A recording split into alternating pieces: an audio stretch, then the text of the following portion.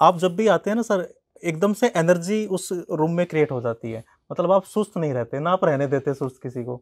Even मैं कितनी बार आपको देखता हूँ कि आप एकदम से आते हैं, तुरंत तुरंत सारी चीज़ें आप देखते हैं और एकदम से आपको याद रहता है कि पिछली बार मैंने ये बोला था, ये हुआ क्यों नहीं। मैं एक किस्सा और शेयर करना चाहूँगा। 2013-14 की बात है सर, रिसेप्शन एरिया में आप मुझे मिले और आपने ऐसे एकदम से पूछ के, अच्छा बेटा आपका नाम संगीत है? मैंने बोला हाँ जी सर। आप एक बहुत अच्छे टीचर हो, मुझे सुना है, मुझे सुनने में आया है। तो सर वो एक स्टेटमेंट सबकॉन्शियसली मेरे पास सेव हो गई। आपकी लाइफ की अब तक की 3 लर्निंग सर, जो आप मेरे साथ और उनके साथ शेयर करना चाहें। हेलो एवरीवन, जैसा कि आप जानते हैं मैं आपसे मुलाकात करवाता हूं ऐसी शख्सियत की जिन्होंने ना सिर्फ अपनी लाइफ में कुछ अचीव किया है, बल्कि अपने साथ बहुत सारे लोगों को मोटिवेट किया है, जो एक साथ कई काम इकट्ठे संभालते हैं और एक साथ लाइफ में कई जगह पर उन्होंने अचीवमेंट लेके दिखाई है। और ऐसे लोगों को आपसे मिलवाने का मकसद है कि हम रियल लाइफ की स्टोरी को जानें और उनके जीवन से कुछ सीखें। इसी कड़ी में आज मैं आपकी मुलाकात करवाने वाला हूं लिंग्याज ग्रुप के सीईओ और लिंग्याज विद्यापीठ के चांसलर सर डॉक्टर पिचेश्वर गड्डे सर से। सर नमस्कार। स्वागत है आपका। हेलो वियर्स, डॉक्टर पिचेश्वर गड्डे। सर काफ़ी सवाल है मेरे मन में। हाँ प्लीज़ प्लीज़ बोलिए। और सर मैं 2012 से लिंग्याज ग्रुप के साथ जुड़ा हूँ और काफ़ी चीज़ें सर मैंने रियलिटी में होती हुई देखी है। तो सबसे पहला सर सवाल मेरा ये है कि थोड़ा सा आप मुझे लिंग्याज ग्रुप के बारे में और अपने बारे में थोड़ा सा बता दीजिए सर दर्शकों को। और लिंग्यास जो हमने जब एजुकेशन सिस्टम में मैं वैसे एडवर्टाइजिंग लाइन से हूँ और फिर मैंने जब 97 में आई थॉट दैट कि एजुकेशन सिस्टम में आना चाहिए जी। तो हमने कोशिश की कि दिल्ली में कहीं कहीं कोई इंस्टीट्यूट खोल दें। तब दिल्ली यूनिवर्सिटी थी तो कहीं भी एफिलेशन वगैरह की प्रॉब्लम थी, तो नियरेस्ट हमें फरीदाबाद लगा जी। तो हमने 1998 में Lingaya's institute of management technology engineering college 4 ब्रांचों के साथ स्टार्ट किया हम लोगों ने। ओके। और उसके बाद में 99 में आईपी यूनिवर्सिटी एस्टेब्लिश हो गई जी। स्टिल हमने कहा कोई बात नहीं, बड़े चैलेंजेस लगे शुरू में क्योंकि जब मैं गया वहाँ पे ज़मीन थी ऑलमोस्ट 17 एकड़ की, बट ना तो कोई वहाँ पे पानी का इंतज़ाम कुछ नहीं था जी। उसको बनाने के बाद फिर बिल्डिंग की परमिशन लाना, रात 12-12 घंटे हमने छतें डाली, काम स्टार्ट किया। और हमें सिर्फ यही जिद थी क्योंकि उस टाइम पे अलाउड था कि 1 साल तक आप किसी किराए की बिल्डिंग में चला सकते हैं। तो 98 का सेशन हम लोगों ने शुरू किया था अशोका मेमोरियल पब्लिक स्कूल यहाँ पे फरीदाबाद में। और अगले साल पे हम लोगों ने एक बिल्डिंग का ब्लॉक बनाया, ऑलमोस्ट 40,000 स्क्वायर फीट बना के हम वहाँ पे शिफ्ट कर गए थे। वहाँ से 98 से इसकी जर्नी हमने स्टार्ट की।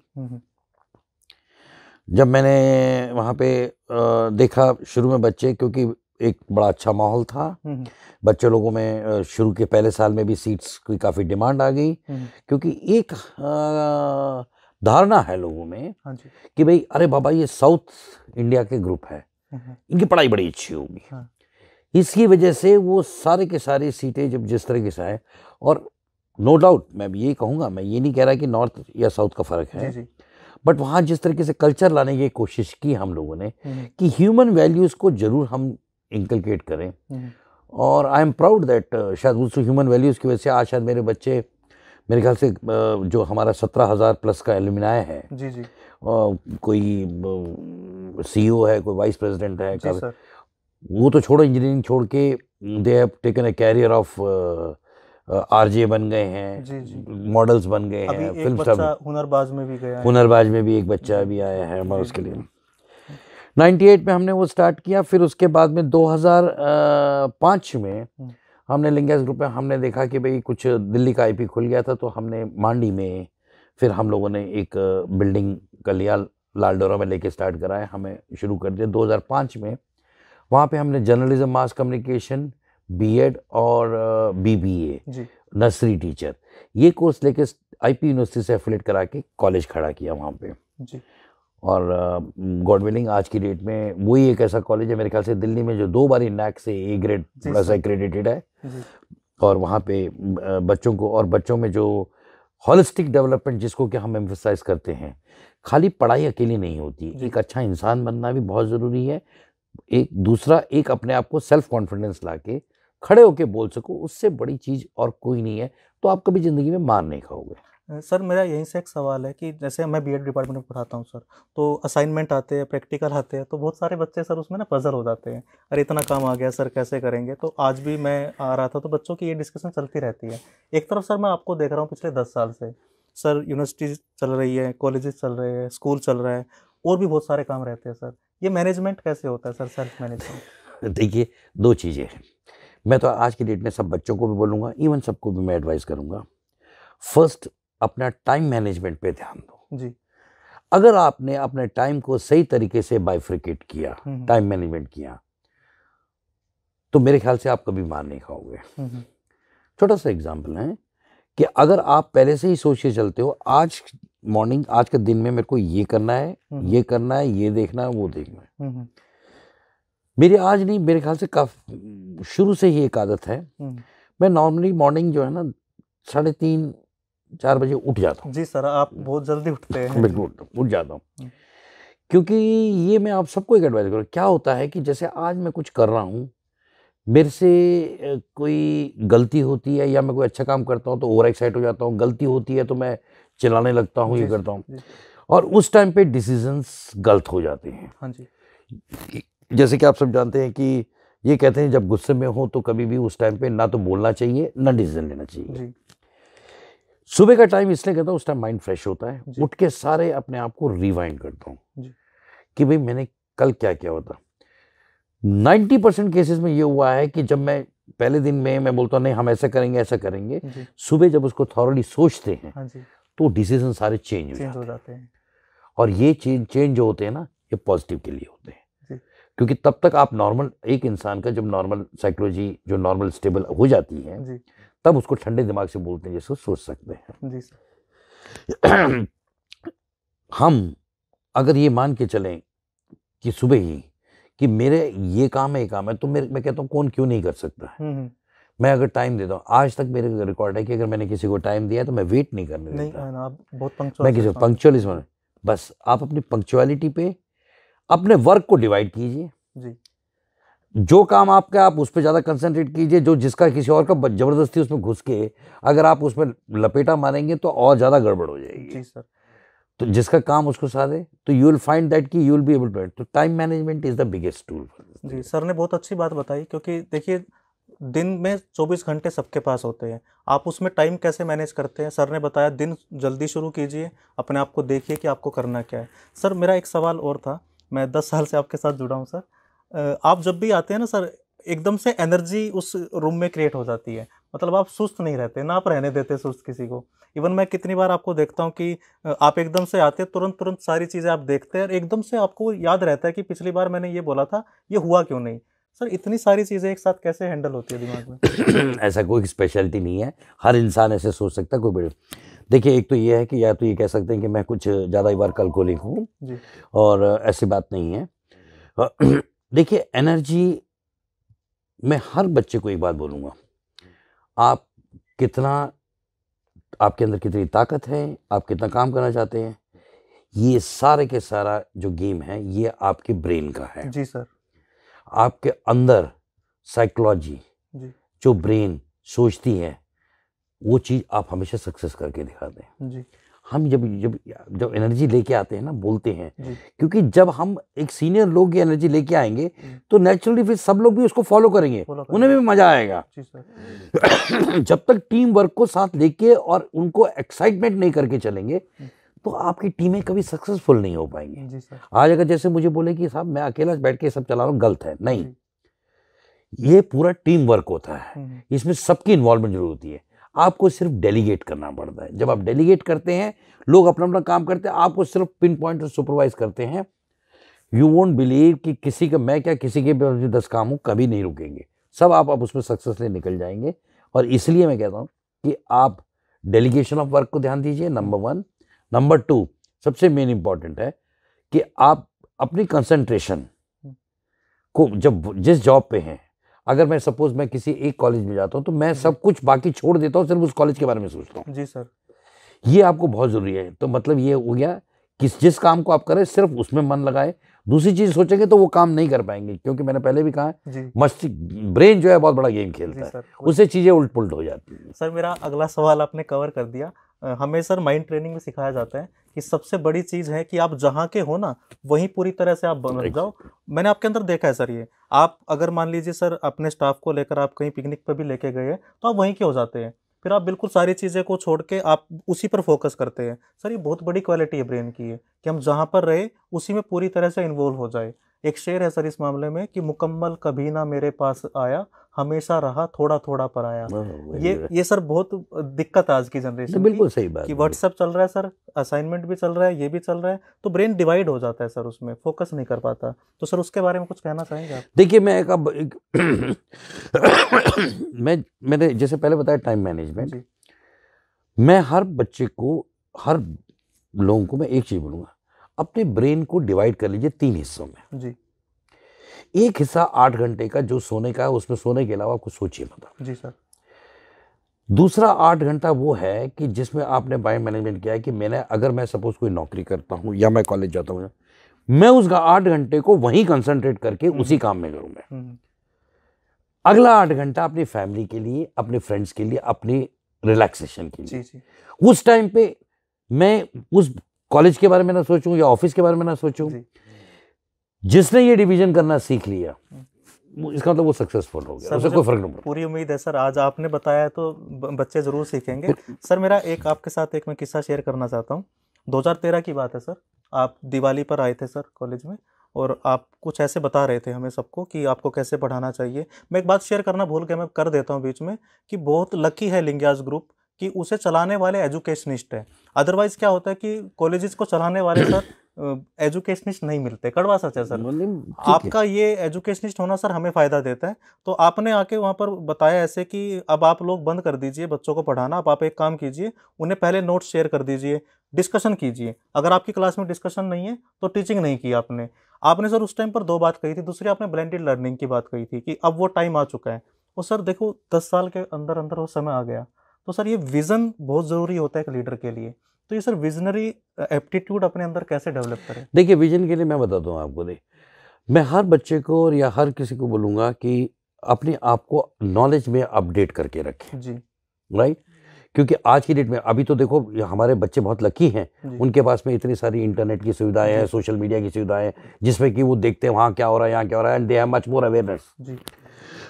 हमारे टाइम पे भी इतना नहीं होता था उस टाइम पे भी, बट हम ये सोच के रहते कि एक इंसान, मैं कहूँगी 2 और 2 4 होते हैं। अगर सिर्फ यहीं तक सोच के बैठे हो तो मैं 4 पे ही रहूंगा जी सर। मैं ये सोचूं कि 2 और 2 4 होते हैं तो 2 और 2 4 को 5 कैसे बनाऊं, जब तक मैं उस पर थोड़ा सा एक्सपेरिमेंट नहीं करूंगा। थोड़ा मेरे को अभी भी याद है, हमने लिंग्यास में 2012 से डिजिटल क्लासरूम्स हम लेके आए थे। हाँ जी सर। और 2009 में मुझे अभी भी याद है कि हम लोगों ने 26 ये ई पेन्स हमने इंपोर्ट किए थे जर्मनी से। जब हमने टीचरों को वहाँ बोला था कि ई पेन से लिखो और उसको करो। आज की डेट में इतना कॉमन हो गया है कि साहब ये स्क्रीन पर लिख रहे हैं, ये हो रहा है क्योंकि टेक्नोलॉजी आ गई। मैं आज से 12 साल पुरानी बात कर रहा हूँ जी सर।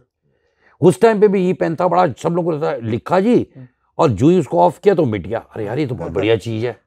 फॉर देम उस टाइम पे यूनिक था, बिकॉज तब हमें ये सोचा था कि आने वाली टेक्नोलॉजी में हमें चेंज करना चाहिए।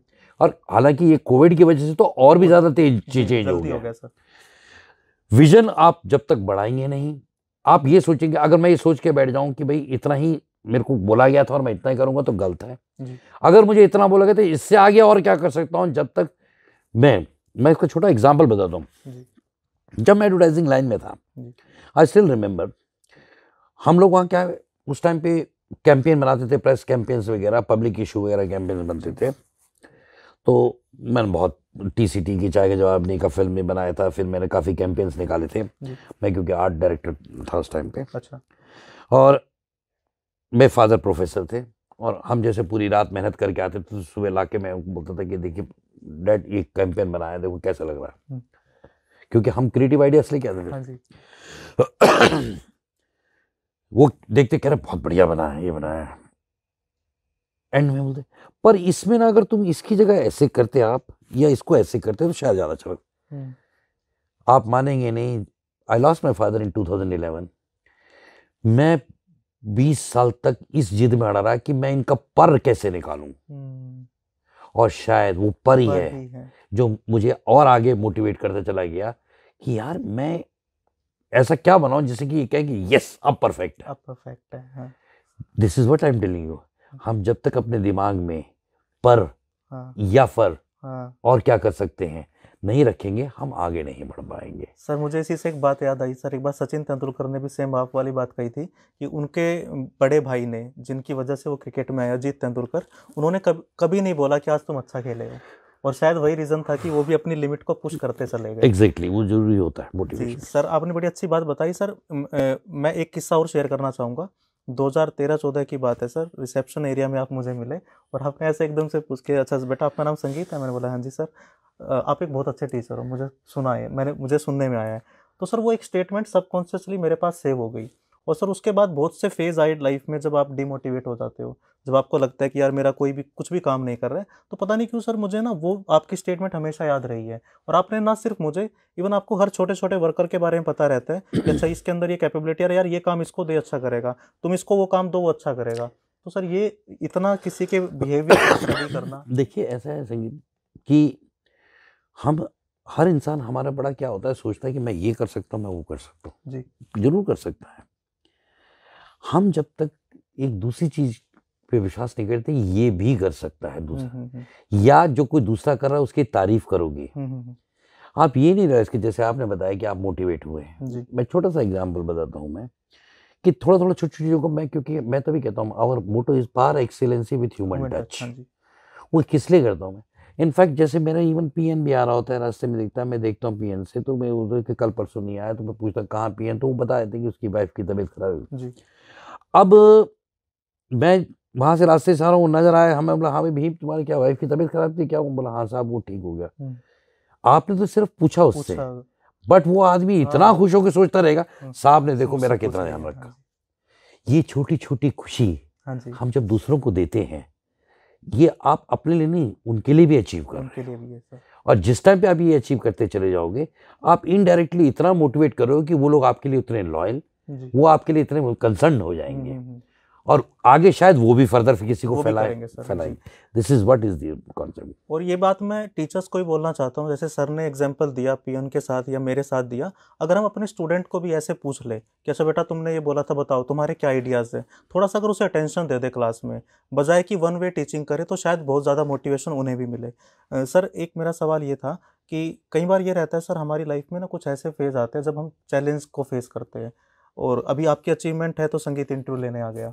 एक टाइम ऐसा रहा होगा सर जब आपके पास चैलेंजेस आए होंगे, तब संगीत भी नहीं था, कोई दूसरा भी नहीं था, तब आपने खुद ही डील किया होगा उसको। तो सर क्या माइंडसेट रहता है जब आपके सामने चैलेंज आता है, या आप, क्योंकि मुझे आपका नेचर पता है सर, आप रिस्क ले लेते हैं, मतलब आप बहुत सेफ गेम खेलते नहीं हैं। आपको अगर मैंने बताया कि सर ये काम है, इसमें 1 लाख खर्च होगा, इसका ये फ़ायदा होगा, तो आप एजुकेशन के मामले में कभी नहीं सोचेंगे कि अरे बेटा 1 लाख नहीं खर्च करूंगा, आप बोलोगे तू 1.5 लाख खर्च करा, लेकिन जो तूने बोला है वो हो जाएगा तो ठीक है कर दे।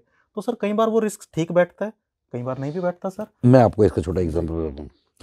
देखिए ऐसा है कि वो बात बिल्कुल सही कह रहे हैं कि आप रिस्क लेते हैं कि नहीं।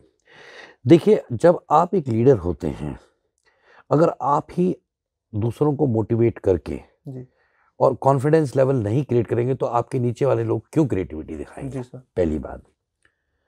छोटा सा एग्जाम्पल बताता हूँ मैं, ऐसा नहीं रिस्क लेने वाली बात नहीं है। रिस्क हम लेते हैं with maturity and with certain दिमाग में। क्यों? क्योंकि कभी भी याद रखना, हमेशा कोई भी आपसे कोई बात कर रहा है, मैं 3 चीजें बताता हूँ मैं। आप किसी को कुछ बोलने वाले हो तो सिर्फ फ्रैक्शन ऑफ सेकंड में अपने दिमाग में ये सोच लो, यार मेरे इस बोलने से मुझे कोई नुकसान तो नहीं है, या इसको कोई नुकसान तो नहीं है। ये 2 चीजें अगर जिसने भी सोच ली ना, वो कभी भी किसी से रिलेशन खराब नहीं कर सकता। आपको रिस्क वाले में दूसरा बताऊँ, आजकल मेरे ख्याल से आई थिंक बच्चे आज की डेट में बहुत से शार्क टैंक करके देखते होंगे। वो शार्क टैंक जो होता है हम बड़े खुश होते हैं, अरे शार्क टैंक ये आ रहे हैं, एंटरप्रेन्योर उसने इन्वेस्ट कर दिया 5%। बच्चे बिल्कुल ठीक देख रहे हो, वो इन्वेस्ट करके खुश नहीं हो रहे हैं, वो है एक एस्टैब्लिश्ड फाइनेंशियल प्लेयर्स। अब उनके पास में क्या टाइम तो है नहीं कि मैं इतनी सारी जगह चीजें खोलूं मैं। अब उन्होंने देखा कि मेरे पास में 10 लोग आ रहे हैं, कोई आ रहे हैं 5-5 के इन्वेस्टमेंट के लिए, छोटा छोटा इन्वेस्ट कर रहा हूं, मेरी परसेंटेज आ रही है। अब उनके बिहाफ पे वो लोग काम कर रहे हैं, राइट। मेरा क्या फायदा है?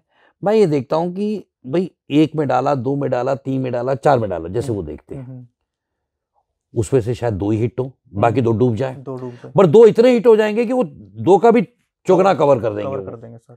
ये होती है शार्क टैंक की गेम।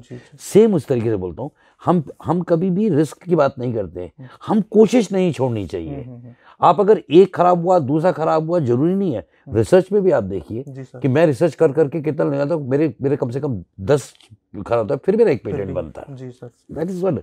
तो इसलिए अगर जब तक आप कोशिश करते रहेंगे बट फर्म दिमाग में रख के, तो कोई ऐसा रास्ता नहीं है कि आप सक्सेस ना हो। 100% सक्सेस। सर थोड़ा सा मैं अलग सवाल पूछता हूँ। पर्सनल लाइफ रहती है सर, हमारी व्यक्तिगत जीवन रहता है, उसमें सर क्या करना पसंद करते हैं? किस तरह आप अपना खाली समय बिताना पसंद करते हैं सर? क्योंकि सर आजकल मैं बच्चों को मैंने ये पढ़ा रहा हूँ सर, एटीट्यूड ना, आई टेल यू, देखिए मैं हर एक को ये बोलूँगा कि जब हम फैमिली के पास जाते हैं तो हमें फैमिली के साथ रहना चाहिए, राइट? और हमें, मैंने जैसे पहले बोला कि हमें बाकी चीज़ें भूल जानी चाहिए। जो चीज़ें जब भी आप कहते हैं ना खाली टाइम पे, मैं हर एक को ये सजेस्ट करूँगा, जिसमें भी आपका पैशन है, जिसमें भी आपका इंटरेस्ट है, आप उस टाइम पे वो काम करो। उससे क्या होगा, क्योंकि मेरा अगर किसी चीज़ में इंटरेस्ट है, मैं वो काम करूँ तो मुझे ऑफिस याद नहीं आएगा, मुझे स्टूडेंट याद नहीं आएगा, मेरा पैशन है ना।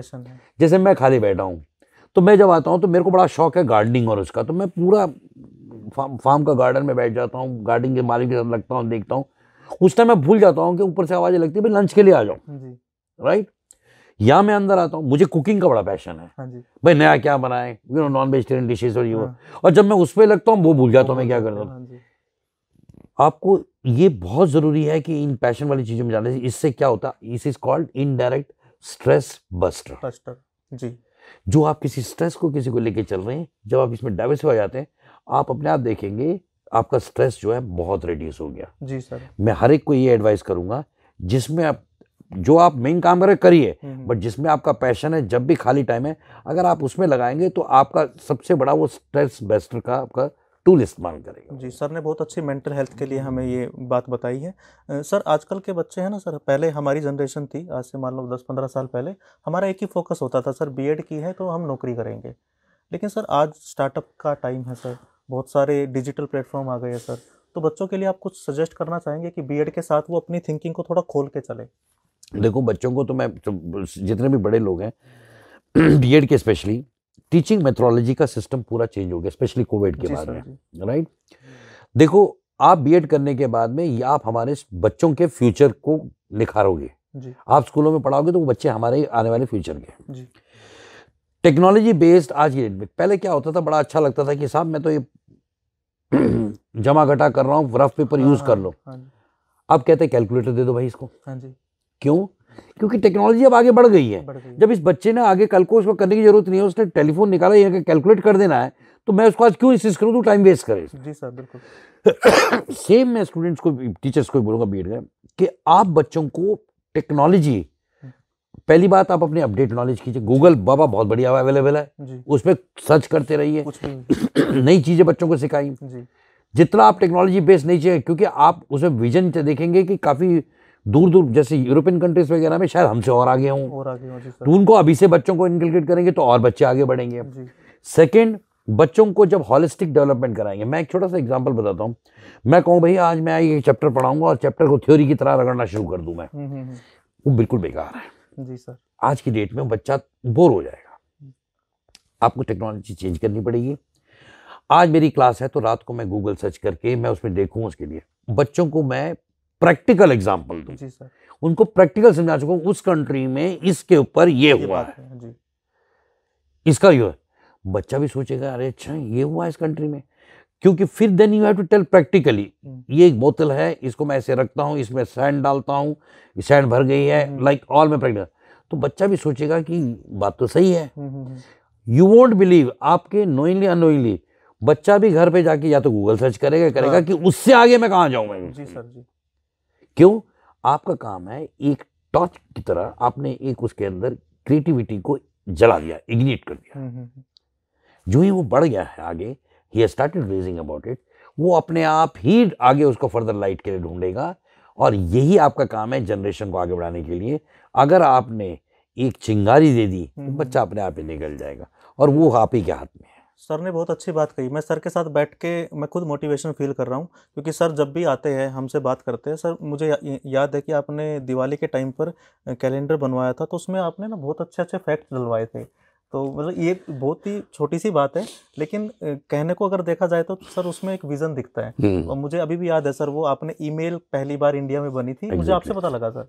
मतलब मैं इस बात को ऑन कैमरा मान रहा हूँ। हाँ, उसमें आविष्कार जितने भी इंडिया के आविष्कार थे वो उसका ऊपर कैलेंडर बनाया था, वो बनाया था। लिंगास के कैलेंडर सारे ही ऐसे ही बनते, क्रिएटिव ऐसे ही बनते हैं। और सर मैं लिंगास ग्रुप के बारे में एक बात और कहना चाहूँगा। सर के साथ जो एक बार जुड़ जाता है ना, भले हो सकता है उसे नौकरी कहीं और करनी पड़े, कोई चेंज हो गया, वो दिल्ली से चला गया, लेकिन वो सर के साथ जुड़ा रहता है हमेशा। सर चाहे उसमें मैं हूँ, चाहे बहुत सारे पुराने, मैं किसी से मिलता हूँ ना सर फील्ड में, आपके बारे में ज़रूर पूछता है सर कैसे है, और कभी अगर आप कोई शादी है तो आपके पास ज़रूर आएगा वो। तो ये सर एक अटैचमेंट या कनेक्शन मेकिंग जो बोलते हैं। बिल्कुल। देखिए, मैं सारे एजुकेशन इंस्टीट्यूशंस को भी, सबको, टीचर्स को भी एक चीज़, एक बात बताना चाहूँगा, बड़ा क्लियर है। मेरे को अभी भी याद है, जब से शुरू करते थे हम लोग लिंगास में, जितना हम स्टूडेंट्स पे काम करते थे उतना हम फैकल्टी पे भी काम करते थे, स्टाफ पे भी। फैकल्टी डेवलपमेंट प्रोग्राम, फैकल्टी के ट्रेनिंग, लेसन प्लान्स बनाने, ये सब बनाने। तो आई स्टिल रिमेंबर जब हम बनाते थे, मतलब ये हालत हो गई थी कि लिंगास के कोई फैकल्टी के इंटरव्यू के लिए जाते थे, उसका इंटरव्यू नहीं होता था। सिर्फ ये पूछा था कितने पैसे ले रहा है, प्लस इतने ले ले और आ जा। जी जी। फिर मैंने सोचा कोई गलत नहीं है भाई, ट्रेन हम कर रहे हैं, और करने के बाद वो छोड़ के नौकरी कहीं और हायर पे चला जा रहा है। बट एक तरीके से देखा जाए तो कोई बात नहीं यार, यहाँ नहीं तो कहीं जा रहा है, एजुकेशन तो सुधार रहा है ना। बस वही मोटिव है, और शायद यही सोच हम रखते हैं, तो इसलिए लोग भी आके लवेबली बात करते हैं। बिल्कुल करते हैं। इवन सर लिंगास ग्रुप का मार्केट में ये नाम रहता है कि अगर अच्छा वहाँ पे है तो कुछ ना कुछ एजुकेशन में नया हो रहा होगा। एब्सोल्युटली, वो हम कोशिश करते हैं कि नई चीज, क्रिएटिविटी स्टार्ट करेंगे। सर 2012 का तो मेरा अपना एक्सपीरियंस है सर, तब तो ना ये सब चीज़ें थी, तब भी आपने हमें आके बोला था कि पीपीटी से पढ़ाओ आप लोग, और बच्चों को एक वन वे इंस्ट्रक्शन मत दो, आप उनको भेज दो, फिर डिस्कशन करो। और सर मैंने ऐसे ना प्रैक्टिकल बहुत जरूरी होता है, डिस्कशन। आपको छोटी सी बात, मैं लेसन पढ़ाता चला जाऊँ, किसी को समझ में नहीं आएगा। जब मैं उसको चैप्टर बोल के डिस्कस करूंगा, और वो भी, तो जब बच्चे चाहे बाकी लोग सुन रहे हैं या बच्चा जो डिस्कस कर रहा है, आप उसको जो टॉपिक वो समझ में आ गया ना, वो एग्जाम में बिल्कुल अच्छा लिख के आएगा, उसको पढ़ने की जरूरत ही नहीं है उसके लिए। सर आज हम 2022 के शुरुआत में बैठे हैं। मैं सर अगर आपसे सवाल पूछूं 5 साल बाद, सर कहाँ देखते हैं लिंगास ग्रुप को, और सर कहाँ देखते हैं अपने आप को? देखिए, लिंगास ग्रुप का तो देखिए, हम तो देखो कोशिश करते हैं कि हॉलिस्टिक डेवलपमेंट में करें। लिंगास ग्रुप में अब हम जिस तरीके से, यूनिवर्सिटी में तो हमारे पास ऑटोनॉमी है, अब हम सारे जितने, अभी इस बार भी हमने स्टैंडर्ड सारे चेंज कर दिए हैं, क्योंकि नया ना हमने पूरे अपने सारे कोर्सेज को प्रैक्टिकल ओरिएंटेड पे ले आए हैं हम लोग। उसमें आप देखेंगे थ्योरेटिकल को हमने सेमेस्टर में भी, मतलब मैक्सिमम 1 महीना का रखा है, बाकी सारा प्रैक्टिकल ओरिएंटेड लेके आए, क्योंकि हम लिंगास ग्रुप में ये सोच के चलते हैं कि मेरा बच्चा बाहर निकलते ही रेडी फॉर द इंडस्ट्री। क्योंकि पहले क्या होता था कि इंडस्ट्री में बुलाते थे, ट्रेनिंग देते थे, आजकल इंडस्ट्री के पास टाइम नहीं है। ऊपर से वो कहते जब आपको इतना एक्सपोजर, इंटरनेट सब कुछ मिल गया है तो आप ट्रेन होके आओ ना। इसलिए हमने कोलैबोरेशन, हम Lingas will come out with medical, another medical, AYUSH में आने की सोच रहे हैं हम लोग, मेडिकल उसमें बढ़ाएंगे। और अगर एक और थोड़ा लगा तो काफ़ी सारे कॉलेजेस के हम ब्रांचेस को, नैक की तैयारी चल रही है, क्योंकि अब इसका रिन्यू होगा। हम कोशिश कर रहे हैं A+ आते ही फिर हम काफ़ी सारे इंस्टीट्यूशन जगह जगह पे खोलेंगे, क्योंकि फिर वही बात होगी, रिस्क लेने वाली बात है। हो सकता है 5 इंस्टीट्यूशन में से 4 अच्छे चल रहे हैं, एक नहीं भी चल रहा, तो 5-4 उनको संभाल सकते हैं सर। और इसी बहाने सब लोगों के, वहाँ के लोकल एरिया लोगों को एजुकेशन तो मिलेगा। यही लिंगास ग्रुप। तो सर से बात करने का तो ऐसा है कि मैं करता रहूं, लेकिन सर का शेड्यूल बिजी है, मेरा मन नहीं कर रहा कि मैं इस इंटरव्यू को ख़त्म करूं। सर लास्ट में मैं आपकी लाइफ की अब तक की 3 लर्निंग सर, जो आप मेरे साथ और उनके साथ शेयर करना चाहें कि ये 3 चीज़ें बेटा अपनी लाइफ में हमेशा रखना, तो तुम ठीक रहोगे, चलती रहेगी लाइफ अच्छी। मैं बता रहा हूँ आपको 3 चीज़ों में, मैंने आपको एक सबसे पहला बताया था, टाइम मैनेजमेंट। जी, टाइम मैनेजमेंट को कभी मत छोड़ना। सेकेंड, सबसे मेन इंपॉर्टेंट है, जैसे मैंने बताया, सुबह मॉर्निंग में उठ के अगर आप माइंड पॉजिटिव रखते हैं, क्योंकि आप, अगर छोटा सा एग्जांपल है, अगर मैं सोचूं अरे हाय मेरा एग्जाम है और बहुत टेंशन में, स्ट्रेस करूं, अरे वो खराब हो गया तो क्या, वो खराब क्या, यू वोंट बिलीव, आप खुद ही अपना एग्जाम खराब करके आ जाएंगे। अगर आप पॉजिटिव रह के चलेंगे और क्या, अरे देखा जाएगा, सब कुछ होगा, उसके लिए आप आराम से निकल जाएंगे, बड़ा खुल है। इसलिए माइंड को कंट्रोल करना इज अनदर थिंग, जितना पॉजिटिव कंट्रोल करना। ये थर्ड, प्लीज़ सिर्फ मैं कहूँगा कि आप उस एक्टिविटीज़ में मत घुसिए, एकेडमी में मत घुसिए जिसमें सिर्फ पढ़ना ही पढ़ना है। उसके अलावा जैसे आपका पैशन है, जैसे आपके शौक है, उसको भी बढ़ावा दीजिए। ये आपका स्ट्रेस बस्टर का काम करेगा। एट द सेम टाइम हो सकता है कल आपका वो कैरियर बना दे। इसलिए अपने छुपे हुए हिडन टैलेंट को मत छुपाइए। ये 3 चीज़ों का ध्यान रखिएगा। सर ने बड़ी अच्छी बातें बताई और ये सारी बातें कोई किताबी बातें नहीं है, सर ने अपने जीवन में अनुभव की है और सर ने उसी बातों को अपनाकर, उन्हीं बातों को अपनाकर यहाँ तक की यात्रा भी तय की है। मुझे पूरी उम्मीद है कि आज का इंटरव्यू आपके लिए किसी तरह का बुकिश नॉलेज ना देके आपको रियल प्रैक्टिकल के जो एक्सपीरियंस है उनके साथ जोड़ेगा। और मैं आपसे एक रिक्वेस्ट करता हूँ कि ये सारी चीज़ें, ये सारे एफर्ट इसलिए हैं कि आप इन बातों को सुनने के बाद अपने जीवन में इम्प्लीमेंट करें, क्योंकि सर ने जो अपने जीवन में इम्प्लीमेंट किया है वही हम सबके साथ शेयर किया है। तो सर इन्हीं शब्दों के साथ मैं चाहूँगा कि सर आज का इंटरव्यू हम thank you very much, thank you for your all the best for you. Thank you sir, thank you.